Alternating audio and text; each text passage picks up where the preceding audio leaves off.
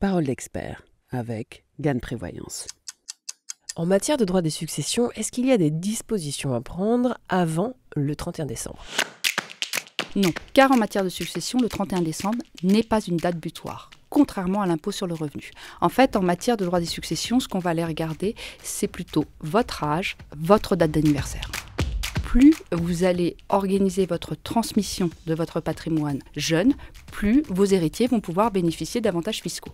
Mais indépendamment de ça, il faut que vous pensiez à organiser votre succession, car si vous ne le faites pas, c'est la loi qui va décider qui hérite.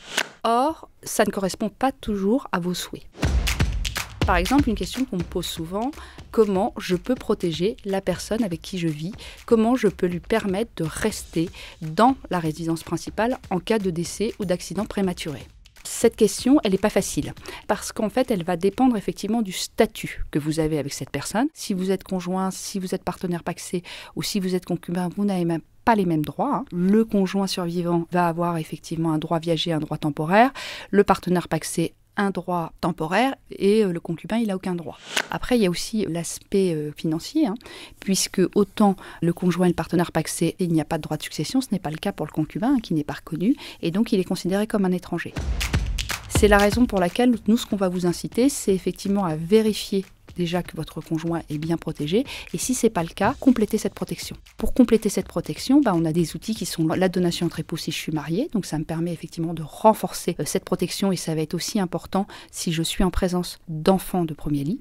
Je vais aller chercher le testament, parce que le testament, je vous rappelle que le partenaire pacsé, il n'a pas de droit sur ma succession, donc ça va permettre de lui donner des droits, et puis ça va effectivement permettre de protéger le concubin.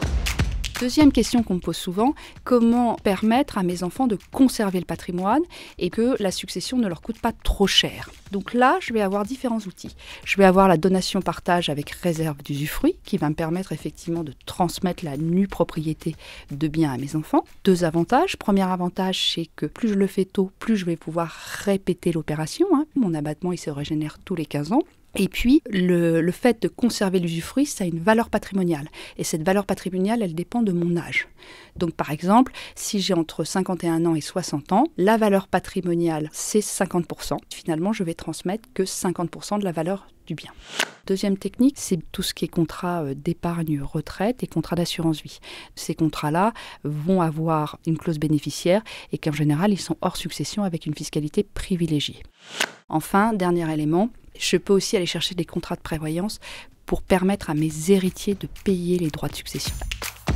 Alors, vous l'aurez compris, le 31 décembre n'est pas une date butoir pour organiser sa transmission. Il n'y a pas d'avantage fiscal spécifique à la clé. Juste un petit dernier conseil et peut-être une dernière astuce. Profitez de Noël pour faire des cadeaux à vos enfants et à vos proches. On a déjà eu l'occasion par le passé de faire un podcast sur les présents d'usage. Et bien évidemment, ils sont hors succession et défiscalisés. Quoi qu'il en soit, le sujet est vaste et complexe. Ça nécessite une analyse globale. Parlez-en à votre conseiller. Il est là pour vous aider à faire votre bilan succession.